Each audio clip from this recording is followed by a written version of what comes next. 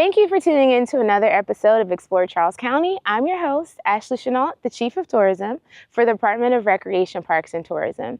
Today we are at Maxwell Hall Park, and we are here to talk about one of our segments in tourism, which is heritage tourism, and to talk about archaeology.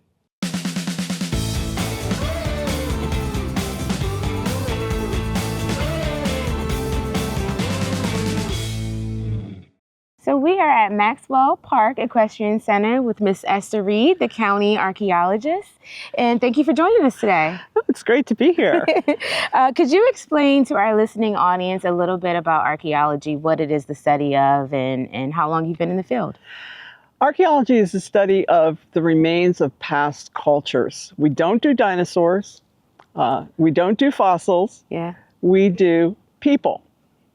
And we may go back as far as 1 million years ago to look at early human ancestors. But here at Maxwell Hall State Park, we're spending time looking at cultural artifacts that have been left by Native Americans, African Americans who were both enslaved and tenants, and Euro-Americans who also were owners and tenants on the property over 300-400 years. And going back farther, of course, for the Native Americans.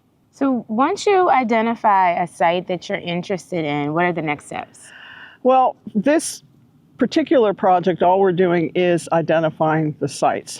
And what I would then do if I found one that had a lot of really interesting material on it, I would think about what questions do we want to answer? Because you don't just go out and dig. You have specific questions in mind that you want to ask.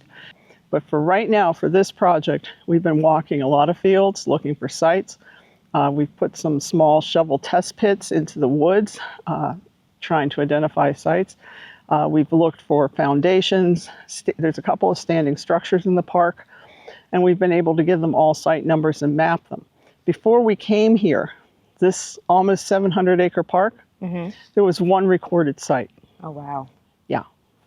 So that leads me to another question, Esther. How do you identify sites? Walk along, look at the ground, pick up small, tiny pieces of chipping debris from making stone projectile points. Sometimes we find the projectile points, and they can either be points that were used for spears or for bows and arrows. We find ceramics from the colonial era. And then what we'll do is we'll just map in where the clusters are. And we'll use a GPS to shoot them in, and then I can put them on a map later. And we'll have a nice picture of what was going on here in the past. Okay. How many archaeologists are on your team, and what is the hardest factor in the work that you do? I'll deal with the hardest factor first, because this really has an effect on how many people come out. Our biggest challenge out here has been working with the farmer. He puts soybeans in the summer, and I have about a 3-week turnaround period in the fall after everything comes out and he plants his wheat. And then we can't get back into the fields again until about May when he takes the wheat out. And then we maybe have a 3-week window there where we can get in before the soybeans start coming up. Okay, so the timing of it all. The timing. But part of the problem over the summer was his beans tend to go in July or August, and we've had 2 of the hottest summers on record. And there was one day when we were out here where the car thermometer said it was 104 degrees, which is when we pulled the crew. All of us decided, this is it, we're not doing it anymore. And we weren't back here again until October when the temperature had dropped. I have approximately 15 people on record who have done work out here. They're all volunteers.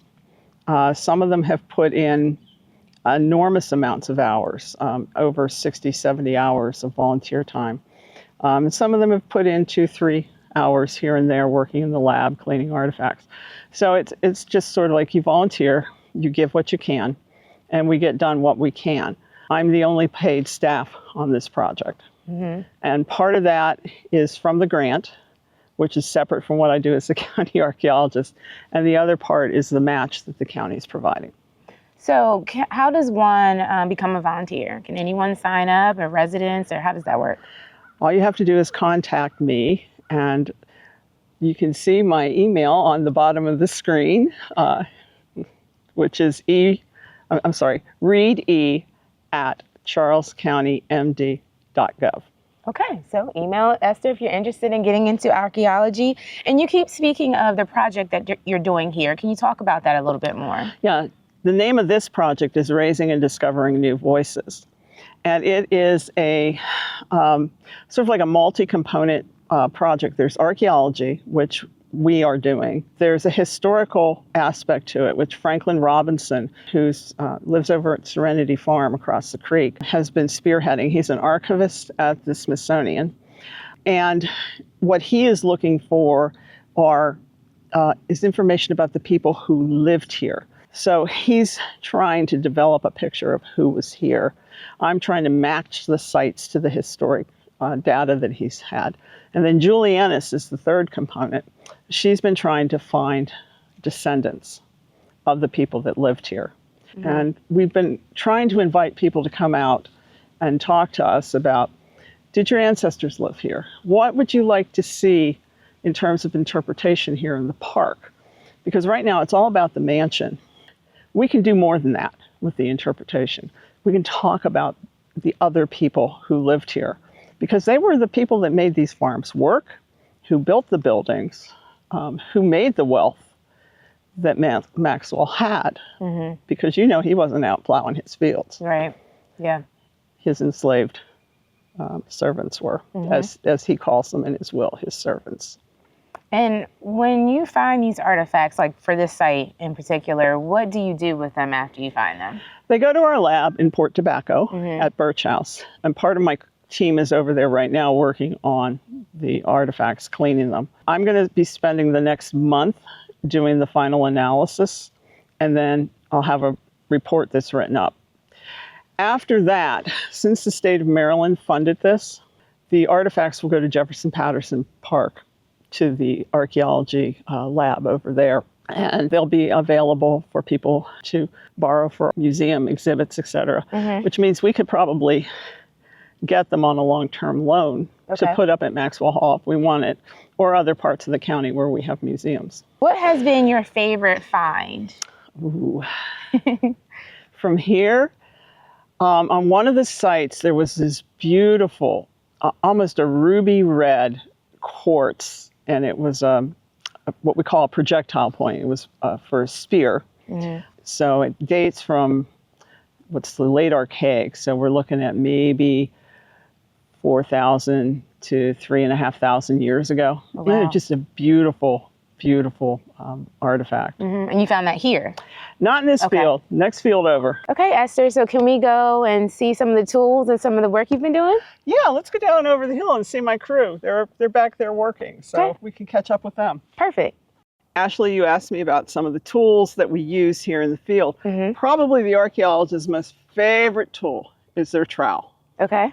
It's a mason's trowel, but we use it for smoothing down surfaces after we've dug them out. And that would be like in our larger units. We also use them for cleaning sides, which I will be doing in the shovel test pit in a minute. Okay. Something else that we would use frequently would be a measuring tape. That's for figuring out how deep you are below the ground, or even for measuring things in your unit. Of course, there's also paperwork, which I don't have with me right this second, but it's pretty boring to look at anyways. But we record everything, because once you take something out of the ground, you can't put it back where it came from. And then, of course, we have the shovel. Mm-hmm. So what I'm going to show you is sort of like the basic shovel test that we would do. So we're here in the field. These are round. They're about 18 inches. And you've got the screen. So what I'm going to be doing... I was going to ask you, what am I holding? You're holding the screen. Okay. The dirt goes through the screen, and it comes up to you, and now you shake it. Put some... Yeah, there you go. Some muscle in it. Yeah. Oh, okay. All right, what do you see in there? Anything? I see a rock. All right, you've got a rock. And a worm. And a worm. And then you would take your hand and you would rub it through there. And we've got a small pebble here that looks like it's probably been chipped by the plow. Okay. But it's quartz. And quartz is the material that they used to make a lot of their tools out of, the indigenous peoples that lived here 3,000 years ago. So you'd go and you put all that through, like that. And then you just drop this down, kind of give it a little shake. Shake it all out and do it again. And do it again. Okay. Yeah. So we'll do a couple of these. All right. You get the idea, you get to do some real archaeology today. Okay, ready? There